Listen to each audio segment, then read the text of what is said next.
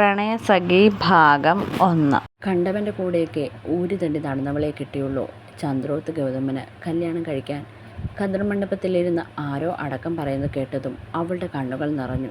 സർവാഭരണ വിഭൂഷിതയായി കതിർമണ്ഡപത്തിലിരിക്കുമ്പോഴും അവളുടെ മുഖത്ത് കല്യാണ പെണ്ണിൻ്റേതായ നാണമോ തെളിച്ചമോ ഒന്നും തന്നെയില്ലായിരുന്നു.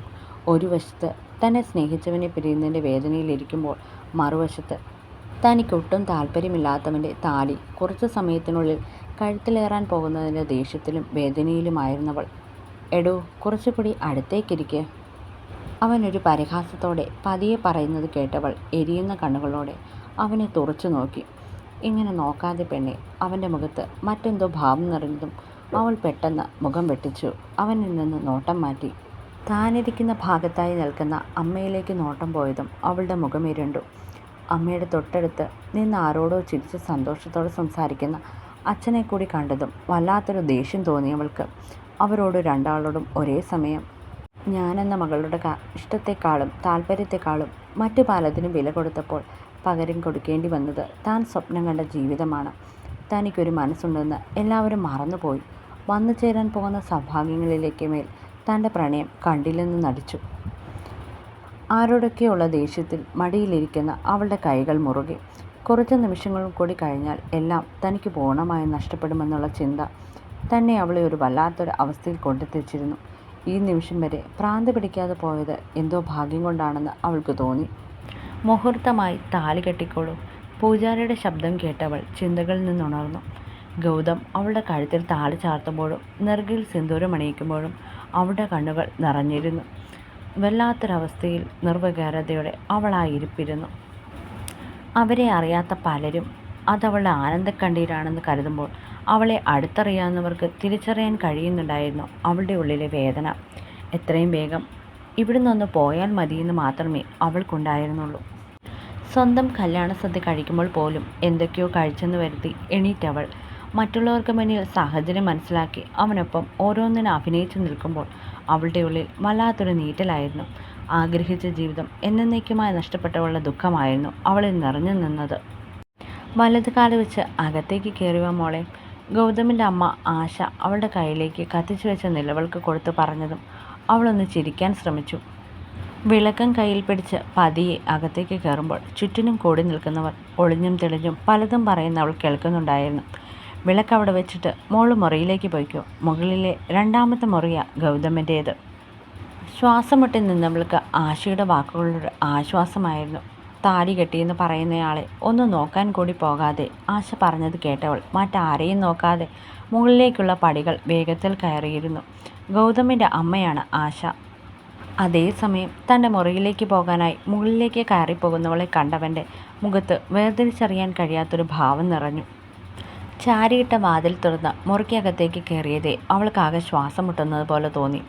ചുമരിൽ നിറഞ്ഞിരിക്കുന്ന ഗൗതമിൻ്റെ വിവിധ തരത്തിലുള്ള ഫ്രെയിം ചെയ്തു വെച്ചേക്കുന്ന ചിത്രങ്ങളിലേക്കാണ് ആദ്യം അവളുടെ കണ്ണുകൾ പതിഞ്ഞത്. അവളുടെ വല്ലായ്മയ്ക്ക് കാരണവും അതുതന്നെയായിരുന്നു. ഒരു നിമിഷം അവയെ ദഹിപ്പിച്ചു നോക്കിയവൾ, നിങ്ങൾ ഒരുത്തൻ കാരണമാണ് എനിക്കെൻ്റെ പ്രണയവും ജീവിതവുമൊക്കെ നഷ്ടമായത്. ഈ മുറിയിൽ എന്നോടൊപ്പം ജീവിക്കാമെന്നുള്ള നിങ്ങളുടെ ആഗ്രഹങ്ങളൊന്നും ഒരിക്കലും നടക്കില്ല. നടക്കാൻ ഞാൻ സമ്മതിക്കുകയുമില്ല. നടക്കണമെന്ന് എനിക്കൊരു നിർബന്ധവുമില്ല. പിന്നിൽ വന്ന് പതിഞ്ഞ ശബ്ദത്തിൽ ഗൗതം പറയുന്നത് കേട്ടവൾ ഞെട്ടലോടെ സൈഡിലേക്ക് മാറി. എന്താടി, എന്നെ കണ്ടപ്പോൾ നിന്റെ നാക്കിറങ്ങിപ്പോയോ? അവൻ്റെ ചുണ്ടിൻ കോണിൽ പരിഹാസം നിറഞ്ഞു. നീ എന്താ കരുതിയത് എനിക്ക് നിന്നോട് സ്നേഹമാണെന്നോ? നിന്നെ മാത്രമേ കല്യാണം കഴിക്കൂ എന്ന് പറഞ്ഞ് ഞാൻ നിൽക്കുമായിരുന്നെന്നോ? അവൻ്റെ പുച്ഛത്തോടെയുള്ള ചോദ്യം കേട്ടവൾ വണക്കിപ്പോയൊരു നിമിഷം. എന്താടി, ചോദിച്ചിട്ട് കേട്ടില്ലേ നീ? ഇതൊക്കെ എനിക്കെങ്ങനെ അറിയാം? തൻ്റെ വീട്ടിൽ നിന്നല്ലേ എന്നെ പെണ്ണാലോചിച്ച് വന്നത്. തൻ്റെയും തൻ്റെ വീട്ടുകാരുടെയും നശിച്ച വരവാ എൻ്റെ ജീവിതം തന്നെ പോയത്. നെറ്റിയിൽ കൈവച്ച് വല്ലാത്തൊരു വെറുപ്പോടെ അവൾ പറഞ്ഞതും ഗൗതം ഒരു നിമിഷം അവളെ നോക്കി. അവൻ്റെ മുഖത്തപ്പോൾ എന്ത് ഭാവമാണെന്ന് പറയാൻ കഴിയില്ലായിരുന്നു. നിന്നെ കെട്ടാൻ മുട്ടി നിൽക്കുമായിരുന്നല്ലോ ഞാൻ. പിന്നെ ഒന്ന് പോടി. എൻ്റെ വീട്ടിൽ നിന്ന് ഒരാലോചന വരാൻ നോക്കിയിരിക്കുമല്ലായിരുന്നു നിൻ്റെ വീട്ടുകാരൻ. ബ്രോക്കർ പറയേണ്ട താമസം നിൻ്റെ വീട്ടുകാർക്ക് എന്നെ ഒന്ന് കാണുക പോലും വേണ്ടായിരുന്നു. നീയും കൂടി സമ്മതിച്ചിട്ട് തന്നെയല്ലേ കല്യാണം നടന്നത്? ഒരു നിമിഷം കൊണ്ടവളെ ഉത്തരം മുട്ടിച്ചു പോയിരുന്നു അവൻ്റെ സംസാരം. നിനക്ക് ഇനി ഒന്നും പറയാൻ കാണില്ല, എനിക്കറിയാം. നിനക്ക് നിൻ്റെ മറ്റവനെ കെട്ടാൻ പറ്റാതെ പോയ ചുരുക്കാണ് എന്നോട് കാണിക്കുന്നതെന്ന്. ഇന്ന് രാവിലെ 11:30, അതായത് ഞാൻ നിന്നെ താലി കെട്ടുന്നവരെ നിനക്ക് സമയമുണ്ടായിരുന്നല്ലോ അവനെ കെട്ടാൻ. എന്തേ പോകാഞ്ഞത്? അവൻ്റെ പരിഹാസം നിറഞ്ഞ വാക്കുകൾ കേട്ട് അവളുടെ കണ്ണുകൾ നിറഞ്ഞു. എന്നോട് സംസാരിക്കുമ്പോൾ എല്ലാത്തിനുമുള്ള ഉത്തരം കൂടി ഉണ്ടാവണം നിന്റെ പക്കൽ. അല്ലാതെ വായിൽ തോന്നിയത് വിളിച്ചു പറഞ്ഞാൽ അതിനപ്പുറം കേൾക്കും നീ. അകത്തേക്ക് കയറി വന്ന അതേ വേഗത്തിൽ തന്നെ അവൻ പുറത്തേക്ക് പോയിരുന്നു. അത് പറഞ്ഞിട്ട് ഗൗതം മുറിവിട്ട് പോയതേ ചുമരിലേക്ക് ചാരി നിന്ന് അതുവരെ പിടിച്ചു നിർത്തിയ കണ്ണുനീരിനെ പുറത്തേക്ക് ഒഴുക്കി വിട്ടിരുന്നു. വല്ലാത്തൊരു ചുടിയിൽ അകപ്പെട്ടതുപോലെ തോന്നിയവൾക്ക് ഇന്നൊരു ദിവസം കൊണ്ട് തൻ്റെ ജീവിതം മൊത്തത്തിൽ മാറിമറിഞ്ഞിരിക്കുകയാണ്. ഒന്നിനും പരാതിയില്ല, പരിഭവം. പക്ഷേ അത്ര വേഗം എല്ലാം മറന്ന് ജീവിക്കാനും കഴിയില്ല. ഇന്നാ മോളുടെ ഫോണാ. അച്ഛനാണെന്ന് തോന്നുന്നു. കുറേ നേരമായി വിളിക്കുന്നുണ്ട്. അകത്തേക്ക് കയറി വന്ന ആശ പറഞ്ഞതും പെട്ടെന്ന് അവൾ മുഖം തുടച്ചുകൊണ്ട് ഫോൺ വാങ്ങി. വീട്ടിൽ നിന്ന് പോകുന്നതിൻ്റെ സങ്കടമായിരിക്കുമല്ലേ? സാരമില്ല, കുറച്ച് ദിവസം കഴിയുമ്പോൾ മാറിക്കോളും. പിന്നെ 2 ദിവസം കഴിയുമ്പോൾ നിങ്ങൾ അങ്ങോട്ട് തന്നെയല്ലേ പോകുന്നത്? എല്ലാം ശരിയാകും, വിഷമിക്കേണ്ട കേട്ടോ. ആശ അവളുടെ മുഖം കണ്ട് പറഞ്ഞതും അവളൊന്ന് ചിരിക്കാൻ ശ്രമിച്ചു. അവളുടെ മുഖം കണ്ടപ്പോൾ ആശ കരുതിയത് അവളുടെ സങ്കടത്തിന് കാരണം വീട്ടിൽ നിന്ന് മാറി നിന്നതിൻ്റെ ആകുമെന്നാണ്. ഞാൻ എന്നാൽ താഴേക്ക് പോകുക. മോള് ഫോൺ എടുത്ത് സംസാരിച്ചു. അവളുടെ കവളിൽ തട്ടിക്കൊണ്ട് ആശ പുറത്തേക്ക് പോയതും അവളുടെ മുഖത്തൊരു പുച്ഛം നിറഞ്ഞു. അച്ഛൻ്റെ കോൾ കണ്ടതും അത് കട്ടാക്കിക്കൊണ്ട് ബെഡിലേക്ക് എറിഞ്ഞവൾ. അവളുടെ മനസ്സിലേക്ക് കല്യാണം കഴിഞ്ഞ് ഗൗതമിൻ്റെ കൂടെ കാറിലേക്ക് കയറിയ രംഗമായിരുന്നു. അച്ഛനും അമ്മയും നിന്ന് കരയുന്നത് കണ്ടിട്ടും തനിക്ക് പ്രത്യേകിച്ച് ഒന്നും തോന്നിയില്ല. എല്ലാ അർത്ഥത്തിലും തൻ്റെ ജീവിതവും സ്വപ്നവുമെല്ലാം തകർത്ത് കളഞ്ഞിട്ട് ഇപ്പോൾ ആർക്കോ വേണ്ടിയെന്ന പോലെ കരയുന്നത് കാണുമ്പോൾ എന്തോ പ്രഹസനം പോലെയാണ് തോന്നിയത്. അതുകൊണ്ട് ഒരു തുള്ളി കണ്ണുനീർ പോലും പൊഴിക്കാതെ, ആരോടും പ്രത്യേകിച്ചൊരു യാത്ര പുറച്ചിൽ പോലും നടത്താതെ ഒരു വാശിയോടെയാണ് കാറിലേക്ക് കയറിയത്. ഇനിയിപ്പോൾ അങ്ങോട്ട് ജീവിതം എന്താകുമെന്നറിയില്ല. എന്ത് തന്നെയാണേലും നഷ്ടപ്പെട്ടതിനേക്കാൾ വലുതല്ല മറ്റൊന്നും തനിക്കിനി. അത്രമേൽ പ്രിയപ്പെട്ടവൻ്റെ മുഖം മനസ്സിലേക്ക് വന്നതും വല്ലാത്തൊരു നഷ്ടബോധം തോന്നി അവൾക്ക്. കണ്ണൊക്കെ നിറഞ്ഞൊഴുകുമ്പോൾ ഇനി എന്ത് എന്നൊരു ചോദ്യം അവളിൽ ഉടലെടുത്തിരുന്നു. മോളി, ഈ ചായ എടുത്ത് കൊടുക്കെല്ലാവർക്കും. ഗൗതമിൻ്റെ വീട്ടിൽ ജോലിക്ക് നിൽക്കുന്ന സ്ത്രീയാണ് മോളി. കുറേ വർഷങ്ങളായി അവിടെ ജോലി ചെയ്തു വരികയാണവർ. ഗൗതമിൻ്റെ അച്ഛന് സ്വന്തമായി പലതരം കൃഷികളാണ് പാരമ്പര്യമായി കൈമാറി വന്നത്. ഇപ്പോൾ അച്ഛനും മോനും കൂടി ചേർന്ന് നോക്കി നടത്തുന്നു. ഗൗതം MBA കഴിഞ്ഞ് പുറത്ത് ജോലിക്കൊന്നും പോകാതെ അച്ഛൻ്റെ മഹേഷിൻ്റെ കൂടെ കൂടിയതാണ്. ചെറിയൊരു ജന്മിക്കുടുംബമെന്ന് തന്നെ പറയാം. ഗൗതത്തിന് വിവാഹം നോക്കി തുടങ്ങിയ സമയത്താണ് യാദൃച്ഛികമായി പൂജയുടെ വീട്ടിലേക്ക് ബ്രോക്കർ വഴിയുടെ ആലോചന പോകുന്നതും അത് ഉറപ്പിക്കുന്നതുമൊക്കെ. ഉറപ്പിക്കൽ കഴിഞ്ഞതിന് കുറച്ച് ദിവസങ്ങൾക്ക് ശേഷമാണ് പൂജയെ അവളുടെ ആൺസുഹൃത്തായ കണ്ണനൊപ്പം ഒരു പ്രത്യേക സാഹചര്യത്തിൽ കാണുന്നതും അതൊരു പോലീസ് കേസാകുന്നതും. അതോടെ നാടും വീടും മൊത്തമായി കാര്യങ്ങൾ അറിഞ്ഞിരുന്നു. കല്യാണം വരെ എത്തിയത് കൊണ്ടും പൂജയുടെ വീട്ടുകാർക്ക് ഗൗതമുമായുള്ള കല്യാണത്തിന് മാത്രമേ സമ്മതമുള്ളത് കൊണ്ടും ഗൗതമിൻ്റെ വീട്ടുകാർക്ക് മറ്റ് എതിർപ്പുകളില്ലാതിരുന്നത് കൊണ്ടും പൂജയുടെയും ഗൗതമിൻ്റെയും കല്യാണം നടക്കുകയായിരുന്നു. കല്യാണത്തിന് മുന്നേ ഇത്തരം ബന്ധങ്ങളൊക്കെ എല്ലാവരുടെയും ജീവിതത്തിൽ ഉണ്ടാകുമെന്നുള്ള അഭിപ്രായമായിരുന്നു അവൻ്റെ അച്ഛനും അമ്മയ്ക്കുമൊക്കെ. ഇതിനിടയിൽ പൂജയുടെ താല്പര്യം ആരും അങ്ങനെ നോക്കിയതുമില്ല.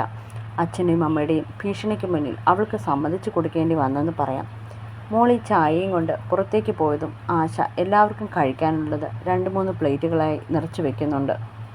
കല്യാണത്തിന് വന്ന പലരും ഒരാഴ്ച മുന്നേ വന്നവരാണ്. ഒരുപാട് തിരക്കൊക്കെ ഉള്ളത് കൊണ്ടും ഇത്രയും ദിവസം ഇവിടെ വന്ന് നിന്നത് കൊണ്ടൊക്കെ കല്യാണം കഴിഞ്ഞത് മിക്കവരും ആ വഴി തന്നെ മടങ്ങിയിരുന്നു. ഇനിയിപ്പോൾ വീട്ടിലുള്ളതൊക്കെ ഇവിടെ അടുത്തുള്ളവരും പിന്നെ ഏറ്റവും ചേർന്ന് നിൽക്കുന്ന കുറച്ച് ബന്ധുക്കളുമാണ്. ആശേ, നീ ഇങ്ങോട്ട് മാറ്, ഇതൊക്കെ ഞാൻ ചെയ്യാം. വകയിലെ ഒരമ്മായിയാണ്. ബാക്കിയുള്ളവരൊക്കെ ഓരോ പണികളായി നല്ല തിരക്കിലാണ്.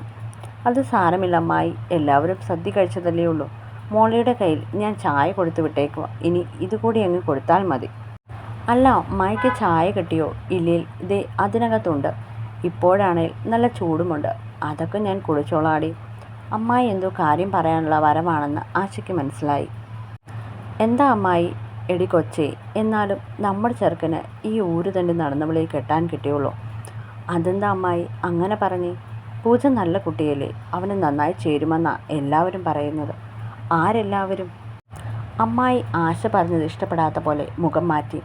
കല്യാണ മണ്ഡപത്തിൽ വെച്ച് നമ്മുടെ ബിജു പറയുമ്പോഴല്ലേ ഞാൻ ആ പെണ്ണിൻ്റെ കാര്യങ്ങളൊക്കെ അറിയുന്നത്. ഇങ്ങനെയുള്ളവളെ കിട്ടിയുള്ളോ നിനക്ക് മരുമകളായി? കഷ്ടം തന്നെ. ആശയുടെ മുഖം വിളറിപ്പോയി. നീ എന്താ ഞാൻ ഇത്രയും പറഞ്ഞിട്ടും ഒന്നും മിണ്ടാതെ നിൽക്കുന്നത്? അതമ്മായി, അതൊക്കെ ആ കൊച്ചു പഠിക്കുന്ന സമയത്ത് ഉള്ള ബന്ധമാണ്. കല്യാണം കഴിക്കുന്നതിന് മുന്നേ ഇതൊക്കെ എല്ലാവരുടെയും ജീവിതത്തിൽ ഉണ്ടാവുന്നതല്ലേ. ആരുടെ ജീവിതത്തിൽ? നിൻ്റെയോ അതോ എൻ്റെയോ? അമ്മായിയുടെ ശബ്ദം കടുത്തു. എന്തേലും പറയാൻ പോയാൽ നല്ലൊരു ദിവസം അതൊരു പ്രശ്നമാകും. ഇതുവരെ അവരോടൊന്ന് മുഖം കറുപ്പിച്ച് സംസാരിച്ചിട്ടുമില്ല. നീ പറയുന്നതൊക്കെ എന്നോട് പറയാൻ കൊള്ളാം, അല്ലാതെ ആരേലും കേട്ടാൽ മൂക്കത്ത് വിരൽ വയ്ക്കും. കല്യാണം ഉറപ്പിച്ചു കഴിഞ്ഞല്ലേ അവളെയും അവളുടെ മറ്റവനെയും കൂടി നാട്ടുകാർ പിടികൂടിയത്? അയ്യോ അമ്മായി, അങ്ങനെയൊന്നുമല്ല കാര്യങ്ങൾ. വേണ്ട ആശേ, അവളെപ്പറ്റി അറിഞ്ഞപ്പോൾ എങ്കിലും സ്വന്തം മകൻ്റെ ജീവിതം നിനക്ക് നോക്കാമായിരുന്നു. ഇനിയിപ്പോൾ ഇവളൊക്കെ ഒരുത്തൻ്റെ താലിയിട്ടുകൊണ്ട് എന്തൊക്കെ ഒപ്പിച്ചു വെക്കുമെന്ന് ആർക്കറിയാം? അവരൊരു പ്രത്യേക താളത്തിൽ കളിയാക്കും പോലെ പറഞ്ഞ് പുറത്തേക്ക് പോയി. ആശയ്ക്ക് അവർ പറഞ്ഞതൊക്കെ ഓർത്തിട്ട് ആകെ ഒരു വല്ലായ്മ തോന്നി. ഞാനിത് കൊണ്ട് കൊടുക്കട്ടെ ചേച്ചി? മോളി വന്ന് വിളിക്കുമ്പോഴാണ് ആശ എടുത്തു വെച്ചിരിക്കുന്ന പലഹാരത്തിൻ്റെ കാര്യമൊക്കെ ഓർത്തത്. ചില നേരത്ത് ഓരോരുത്തരുടെ സംസാരം കേൾക്കുമ്പോൾ തന്നെ നമ്മുടെ ഉള്ള മോടും കൂടി പോകുമെന്ന് പറയുന്നത് എത്രയോ ശരിയാണ്. നീ കൊണ്ടുപോയി കൊടുത്തു. ഇനി ആർക്കെങ്കിലും ചായ വേണമെന്ന് കൂടി ചോദിച്ചിട്ട് വാ. മോളി പുറത്തേക്ക് പോകുന്നത് നോക്കി ആശ മറ്റു പണികളിലേക്ക് തിരിഞ്ഞു. അപ്പോഴും അമ്മായി പറഞ്ഞിട്ട് പോയതൊക്കെ മനസ്സിലൊരു കരടായി കിടപ്പുണ്ടായിരുന്നു ആശയുടെ ഉള്ളിൽ. അങ്ങനെ കോൺട്രാക്ട് മാരേജിന് ശേഷം പുതിയ തുടർക്കഥ പ്രണയസഖി ഇന്നു മുതൽ തുടങ്ങുകയാണ്. ഡെയിലി പാർട്ടിടാൻ ഞാൻ നോക്കാം. എല്ലാവരുടെയും സപ്പോർട്ട് ഉണ്ടാവണം. കമൻറ്റ് ചെയ്യണം. എല്ലാവരോടും ഒരുപാട് സ്നേഹം.